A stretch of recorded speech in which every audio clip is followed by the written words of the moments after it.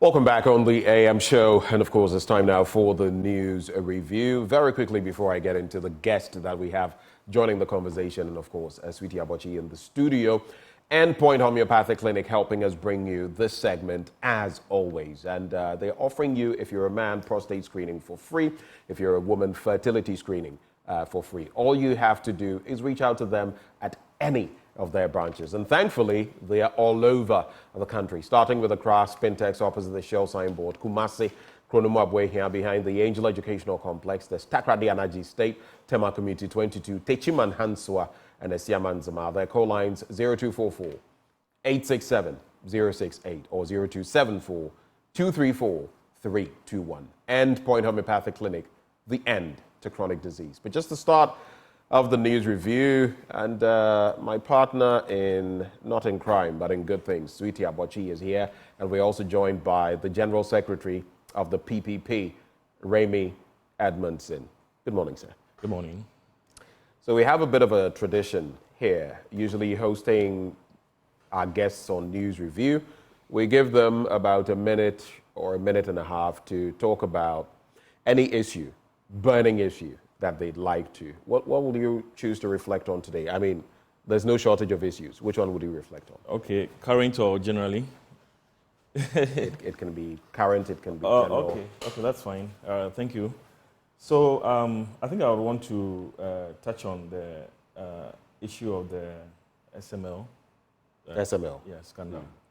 I think, in fact, it's quite unfortunate that this government came in on the road into power, primarily on the promise of eradicating and fighting corruption, protecting the public purse. But rather unfortunately, for the past, since 2017, we've been inundated with one corruption scandal after the other. And it appears currently, rather unfortunately, the president seems to have given up on the fight, because lately not a week or two goes by without one new scandal or the other popping up. And I read recently the report has been received. That's the audit report from KPMG has received by the president. And for me, this issue has rather taken so long for the president to deal with decisively and put to rest the issue once and for all, because it's been more than 3 months since the media broke the story about this allegations of impropriety and corruption about this issue. And though the government gave out this contract, we felt there were state institutions that were mandated, had the capacity to have undertaken this audit. Nevertheless, we urge the president to speedily put out the audit reports publicly so that we all get to know what the findings are, and where there's any malfeasance has been uncovered, the necessary steps will be remedied. If any refunds should be made, it should be done. If any prosecution should be undertaken, it should be done to serve as a deterrent to other public institutions. Because, like I said, the state is bleeding so much, we lose so much money due to corruption. And mind you, most of these monies are loans that the government contracted from external agencies, which we will have to pay for in some years to come. So it's not really like free money or grants that is being dissipated, but monies you and I, in our case probably, are going to have to pay back. And if they are dissipated in this wanton manner, then it doesn't augur well for our future as a country. It doesn't. And we know, as of now, everyone is waiting to see the details of that KPMG report, which purportedly is with the presidency, purportedly.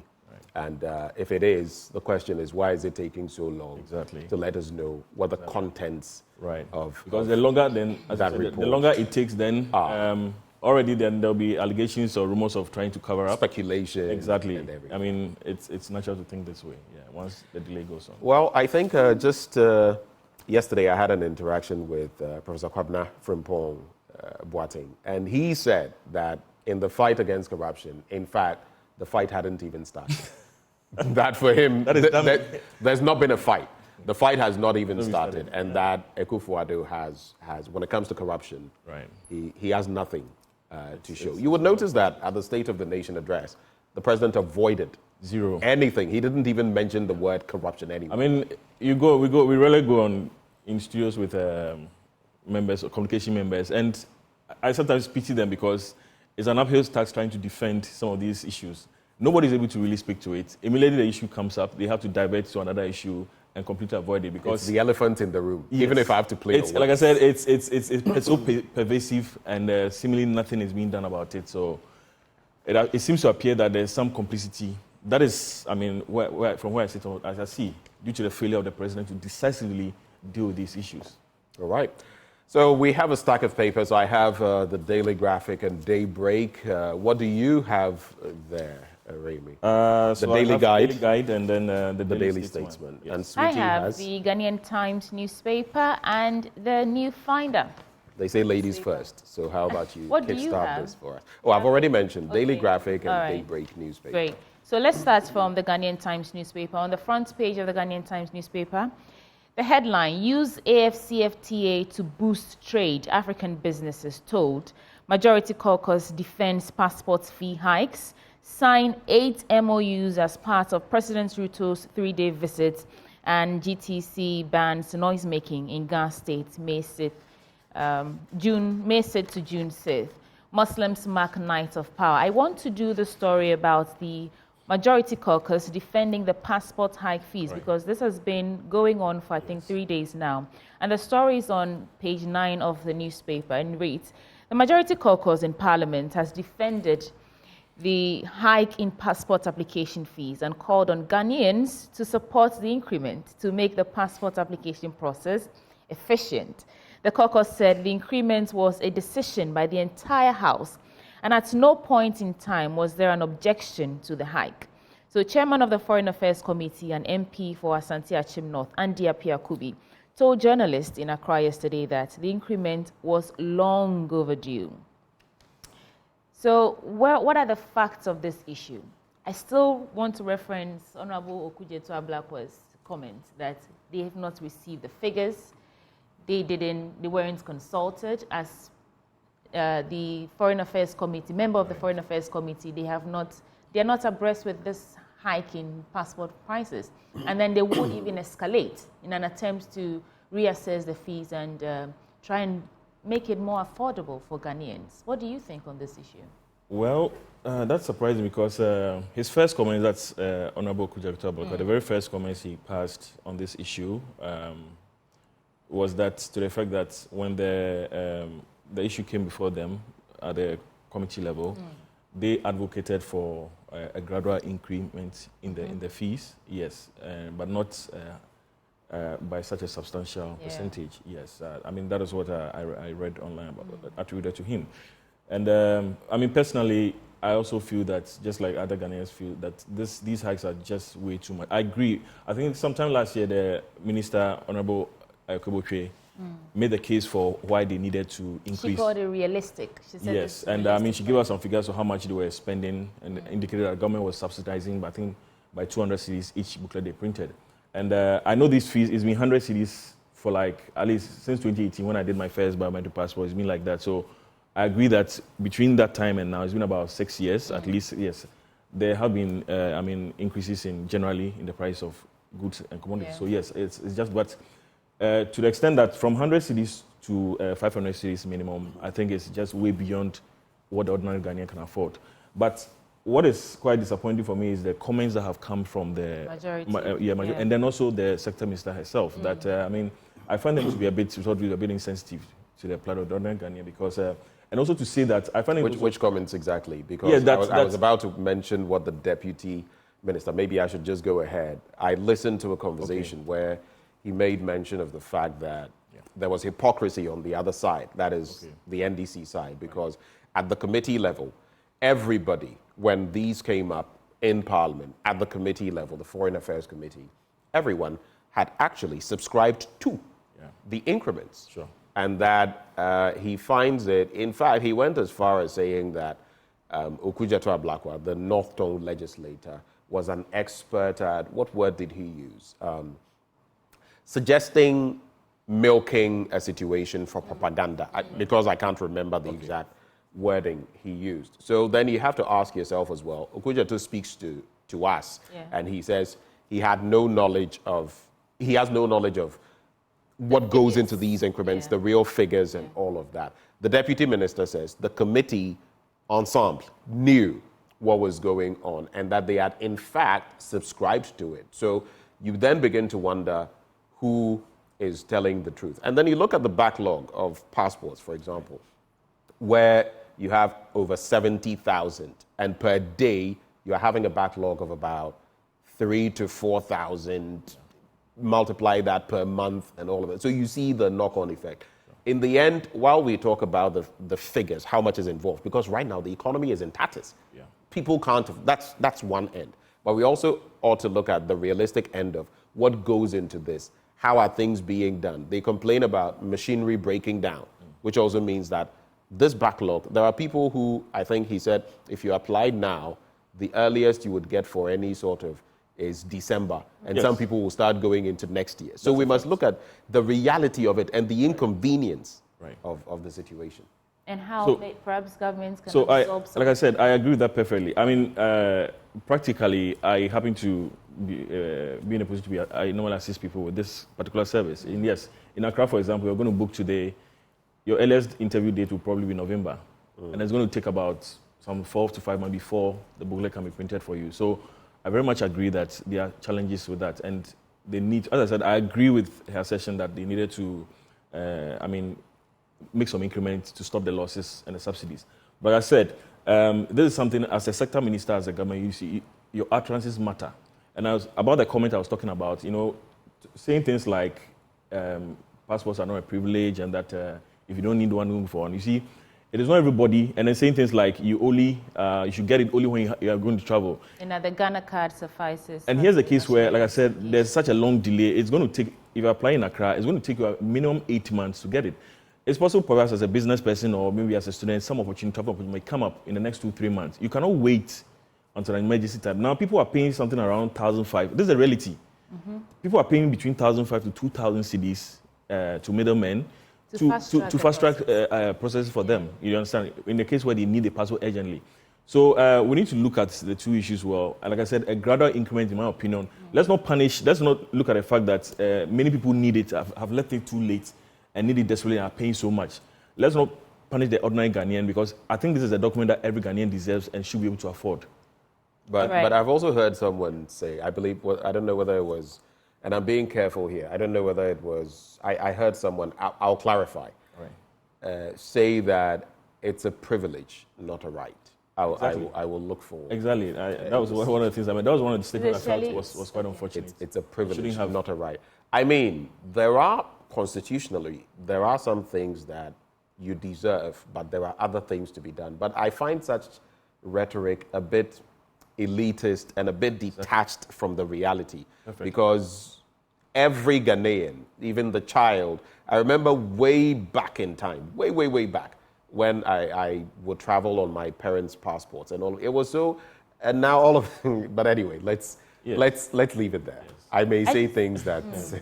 I just wonder if the backlog is actually an infrastructural deficit or challenge, or if it's just the human resources they're taking their good time to make. Because if you can pay more money and get your passport faster than the regular processes, then it means that it's possible to get it within the shortest possible time, is it not? But let's move on. The story on the AFCFTA is on page 8 of the Ghanaian Times newspaper, and it reads, businesses in Ghana and Kenya have been urged to leverage investment opportunities in both countries offered under the African Continental Free Trade Area to boost economic trade. According to speakers at the Maiden Ghana-Kenya Business Forum, the AFCFTA and other structures such as the establishment of a Ghana Trade House in Kenya offered huge prospects for both countries. Areas of possible collaboration proposed at the event included agriculture, manufacturing, tourism, information technology, telecom, banking, insurance, and the energy sectors. Benjamin, are you familiar with this story? I think it comes at the back of President Ruto's visits to Ghana and him urging Ghanaians to take advantage of the AFCFTA agreement. The AFTA is headquartered here. As of now, the AFTA has yielded nothing for us. That's the reality. Really? It hasn't given us even 1 out of 100. And the reality is having the AFTA here is a good thing, but it's one thing having it here. It's another thing tapping into it and maximizing it. Many African countries have not got to the point where they are making the most of it, but some are already. Which countries? We have it here. We have not activated what it takes. And some have even said that it could be an onslaught against us. Imagine Nigeria, their production capacities and everything.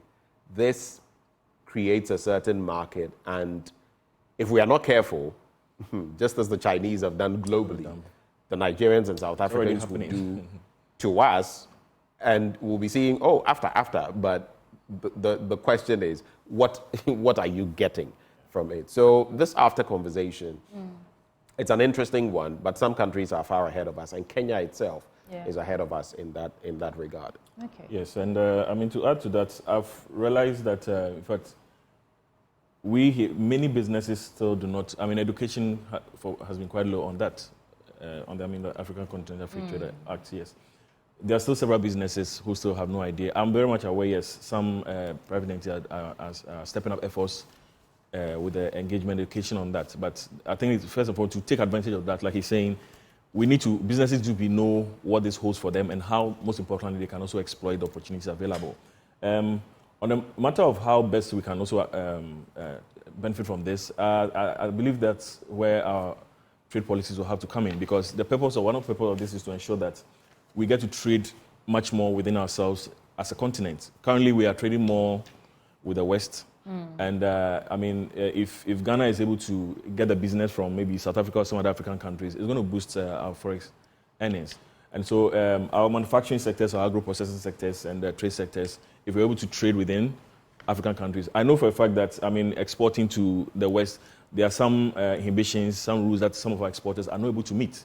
But at least if we're able to, what AFTA seeks to do is to reduce some tariffs and then ensure that there's a level playing field for our African countries. And I think if we plan very well for it, we can utilize it very well and benefit. Right. Let me find a newspaper now, and then I'll come to one of you gentlemen for your stories. The story here about Dr. Bawumia cutting sword for 200-bed hostel for Trinity Theology Seminary. Vice President Dr. Mamudu Bawumia has cut sword for the construction of 4-story, 200-bed hostel facility for the Trinity Theological Seminary in Accra. The multi-purpose hostel, which is being funded by the Ghana Education Trust Fund, is in fulfillment of a pledge Dr. Bawumia made to the seminary following a request by the college for assistance during its 2022 congregation, which Dr. Bawumia graced. It looks like there's a lot of sword cutting and launching going. Do you have any reaction to this story? And attempts at fulfilling promises, some of which were made 7 years ago. Decades ago. All of a sudden. We're in election year, and things are heating up very much. So yes, we should expect to see a lot more projects that are sword cutting for projects, which most likely will not even be completed, because it's often done as election gimmicks to give the semblance of having the people at heart and then wanting to start some project in their interests. Right. Let me just do some headlines and then I'll come to you, Benjamin. Free SHS students exempt from paying WASI registration fees. President Parliament move to tackle doomsaw. I do not know for sure if they are actually trying to tackle doomsaw. Police officer jailed 12 years for defiling 14-year-old girl. And 66 irregular migrants arrested in Western region. Those are some of the headlines in the New Finder newspaper. Let's do the Daily Graphic newspaper now. Ghana's democracy inspires Africa. President Ruto says so. There's Kenyan President Dr. William Samoei Arap Ruto, who has described Ghana's democracy as a beacon of hope and an inspiration to many countries, especially with the emergence of unconstitutional governments from all directions. He explained that Kenya was proud of Ghana's democracy, particularly the almost equal members of parliament for both the minority and majority, which he said demonstrated the level of maturity of Ghana's democracy and the extent to which it was entrenched. It's always good having, let me say, foreigners come into the country, and it's good because they have a cosmetic feel of what Ghana is. You know, until you go to a place like Rwanda, Paul Kagame this, and the environment is this. Until you get there, then you can form your own opinion, right? Ghana is not faring terribly when it comes to democracy, but when I would always ask, what is democracy? It's been succinctly defined as rule of the people, by the people, for the people. Okay, is it really by the people? Looking at our elections and the way money has infiltrated it, is it of the people? Well, you could say yes, they are Ghanaians, right? But is it for? The end, that one. I don't know, but that's quite deep. But at least I think Ghana, we've enjoyed some peace and stability in terms of democracy since I think Jerry John Rawlings handed over power peacefully. We haven't had anything that's really threatened the peace we enjoy democratically. We've had a lot of simmering tensions, that's a fact. And I know Ghana keeps being cited by the West and other African countries, for our democracy. But I still feel that somehow we are sitting on a time bomb because, citing Benjamin's earlier remarks, I mean, we're getting to a point where this winner-takes-all politics that we practice, I feel it's not healthy for our democracy. I think we need to start looking at a period of self-governance because it's ask yourself why getting to election there's so much violent talks and there's so much violence and threats. Why? Because let me take a case in time. The NDC currently has been out of power for about close to 8 years. I mean, they cannot. There's talk of breaking the 8. The MPP wants to extend it. They can also wait for another 8 years to stay in opposition. And it's because then all the positions, all the contracts are up for grabs are going to go to government functioning political party appointee. So it's important that we look at how we can diffuse some of these tensions by ensuring that other countries do it, other African countries are doing it. I think we should also be able to say that, okay, President Akufo-Addo did that very well. I mean, my party's founder, Dr. Papa Kwesi, got the opportunity to serve in his government for all the 2 terms. And I know it wasn't just the PPP, there were other minor political parties as well who got opportunities. So I think that's something we should be looking at going forward. Right. But, you know, as far as President Ruto's flattering comments, you know, Kenya is bidding for the chair of the AU Commission. Right. So that was one thing. It's part of. It's also part of his campaign strategy to commend us. If you know the undercurrent, sometimes to ask for our support. You can read between the lines, look at politicians, and realize that what you see may be just 5% of what the reality is. It's like the IMF boss and my interaction with her some time back, and then coming into the country.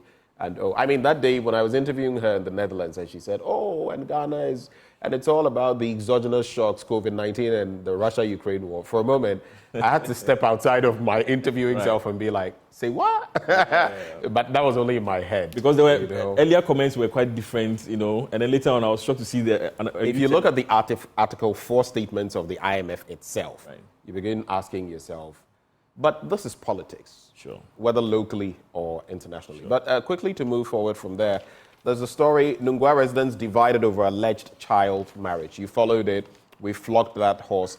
It has to do with the 63-year-old Bobu Wulomo and the 12-year-old girl. Now, some say she's 16, others say she's 12. The AG has directed the police to intervene already. I mean, this was after the police had already secured the mother and the child. Some have wondered, I've heard the chieftaincy and religions minister ask whether there was contact, that is conjugal contact between the two of them. And some of this we can also clarify from school. Which school does she attend? If she's 12, we expect that she will be at a certain level. If she's 16, we expect that she will be at a certain level. So there's a lot of talk that has gone into that. And the NetRight, the Network for Women's Rights in Ghana, which is made up of 179 organizations and over 300 individual members, is disappointed with the Nungwa Traditional Council. In fact, Shraj recently in a report said that the highest number of the cases that come to it have to do with things such as this. Underage marriage, forced marriage, young people and all that. So we have a problem. This is just a tip of the problem. Yes, and I'm just hoping that it wouldn't be a usual. You know, Ghana, issues come up like this for 3-4 days, we flog it, and then everybody drops this and back to business. But there's a serious underlying issue, especially when it comes to minors that people take advantage of, especially in the same church has made reports as well in the coastal areas, where the culprits here were the fishermen, and luring girls as young as 10 years, 11 years. And this is actually, if you send your team around, it's actually prevalent. It's an open secret. And unfortunately, because the parents are not really taking care of their children, they also condone and endorse such activities. So I think this is just, I'm happy it's come out, but I'm just hoping that as a country and then with the relevant stakeholders, we'll go beyond this and ensure that, yes, the worst things are happening out there. Not to say that we are ignoring this, but there are also worse things happening out there to minors that we need to tackle. Our social protection policy should be strengthened, and then they should be up and doing on some of these issues. Yesterday, I had a differing opinion on this matter, that although 1 in 5 children are forced into marriages here in Ghana, this is normal, quote unquote. Yeah. Especially in this area, the Ghana areas. Sure. It happens so frequently that they do not really see anything wrong with. 13-year-old girls give birth, 12-year-old girls are having sex, and their mothers teach them how to actually care for themselves during this. So if this particular girl has been, again, quote, honored like this, she's been put into she's been, risen to a level, a certain pedestal. So she's actually been rescued from just having promiscuous life, someone just impregnating her and all that. So maybe the root cause of the problem is poverty. And so we should be focusing on how do we ensure that these women and children are socially, economically empowered, that they do not find the need to give their children away to older men for whatever reason. And I thought it made some sense because, well, as it stands now, I understand Dobbs who have invited the 63-year-old Bobu Ulomo, but he said customarily he cannot cross some water, something, and so he cannot go. Let me not say I do not know what's on my mind, because I was even surprised by the fact that the traditional groupings were quoting Leviticus at a point. Yeah. Oh, wow. Crossing carpets to explain. But listen cross to the lagoon, I think. Listen to their press conference a day or two ago. I know with each day more facts are coming out, but what I'm hearing per their press conference is that there's two. They are married to the deity and not to the Ulomo. I mean, that explanation. The effect that, and that also that. So even there are other wives who actually have husbands.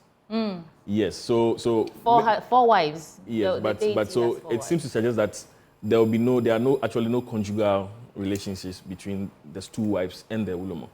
But I believe as the days go, we can integrate the issue more and then get to know the. But it's good, like I said, it's good that the issue has come out. It's important for me. I'm also concerned about the girl's mental health at this stage, and it's important that if it turns out that she's just going to be a steward, will she be allowed to? That was my main question. Will she be allowed to continue her education to the highest level as she will, and become the best? Yes, or it will not be the case that because of her new role, she has to come out of school and serve in the shrine. For me, that's also an area of the only thing I'll add, and I'll do two headlines and leave. The bit that poverty, yes, but I think it's more of a mindset problem. Because like you said, in some communities, and I don't want to stereotype any grouping, but a lot of people are having children 13, 14, 15, 16. If you're 16 and you don't have a child, it appears you are the odd one out. Yes. And that is highly problematic if you look at human rights. It's a stigma, social stigma on you. Yeah. But on page 5, Ousmane Sonko appointed Senegalese prime minister. I'm so happy about this because he rooted for the person who was more of his deputy. That's right. Bassirou is now president, 44. Ousmane is 49.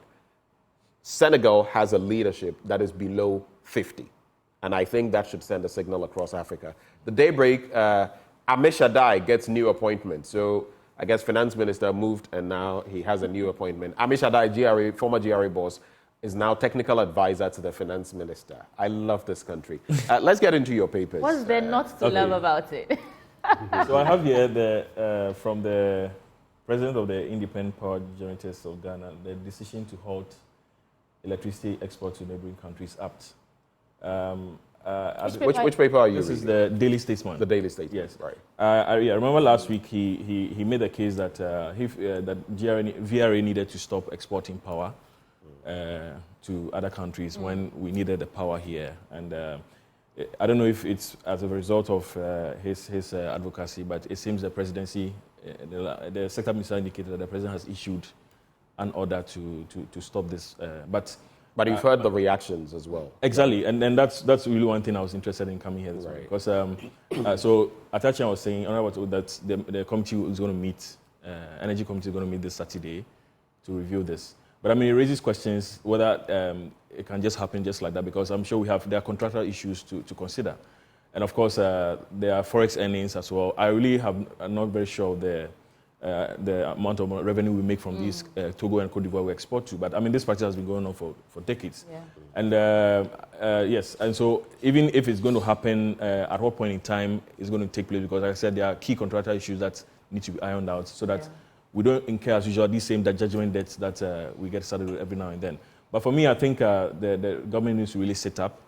Put out a timetable, as I was saying. Now it's so unpredictable. You expect to go to the office, and yesterday I was in town. We had a big program, the Peace Council. I got back to the office around 3, and there was no power. My mom had a power outage almost 3 days. The light was restored only yesterday. For 3 days straight, no power? So we are being inconvenienced at home. We are being inconvenienced in the office. You cannot work. Work deadlines are disrupted. So it's important. Let's have a timetable. Look, Ghanaians are very understanding. It's a fact. It's not always that we should have things, MPP and NDC, and politicize issues. I believe if the government is very candid and we all know that yes, there are financial issues. Everybody feels it. So be very candid with our Ghanaians and tell us that, look, this is a problem we are having. Let's have the time we envisage that probably it will take another 3 months or so to solve it. And then let's see you taking specific steps to address the issue. And I think it will be more comfortable. But I have to ask. And work around that. Why are you wishing evil upon the country? What evil? Those are the words what evil? of Dr. Matthew Opoku Prempeh. He says if you start talking of it, you are wishing evil. Okay, then we should bring our own. But two quick things. One being the fact that in respect of the contracts, right, this is a failure. It's a disgrace. You know why? Because even at the height of Doomso in the previous administration, we continued supplying other countries, our contractual agreement. The other side of the coin is you must also bear in mind, if you cut them off, they will have to look for different suppliers, right? So by the time you may be ready to go back, they will be with other people, which would mean your forex is gone. So it's not a very simple matter. Exactly. Anyway, maybe any other headline before we go? Have you done the daily guide already? No. We can just do the headlines and then wrap from there. It's the same Ghana-Kenya deepening ties. MPP leads in positive social media comments. The minister takes on a lot of religious claims, and an independent candidate pops up in Obuasi West. All right. And then 14 injured in windstorm. Yeah, I think these are headlines here. Well, this is how we draw the curtains on this. Later, something else that I'm going to be very excited talking about, scholarships and how the wealthy, those who don't need them are getting them, and those who need them will not get them. The difference is that they are also Ghanaians, and so they deserve it. Yeah, and they are not going they are going to the Harvards and the rest, so exactly. 50,000. We have in the past we've had some of our MPs also cited for. Oh yeah, in the past. Yes, to go for workshops and programs in Harvard and others. You are in government, make the most of it, right? That's what governance means. They say they're also Ghanaians and deserve. Well, thank you, Remy, for having joined so the much conversation. Yes. Remy Edmundson is General Secretary of the PPP, and of course, Sweetie. But let me just on a minor note, we use the National Deposition National Secretary for the designation. You use what? National Secretary. National Secretary designation, not General Secretary. Yes. All right. Thank you. Thank you for that correction. Right before we head into sports, Endpoint Homeopathic Clinic helped us to bring you this segment. They're offering you prostate screening for free if you're a man, fertility screening for free if you're a woman, gratis. Reach out to them at any of their branches here in Accra, Spintex, opposite the Shell signboard, Kumasi, Kronoma, Boyhian, behind the Angel Educational Complex, the Stakwade Anaji Estate, Tema, Community 22, Techiman Hanswa, and Esiaman Zama. Their call lines 0244 867 068 or 0274 234 321. Endpoint Homeopathic Clinic, the end to chronic disease. Oh, and something interesting I found in the Daily Graphic newspaper, our quartet 4x100 has qualified for the Paris Olympics. It was iffy in there, but they have now. Sports up next. Stay for that.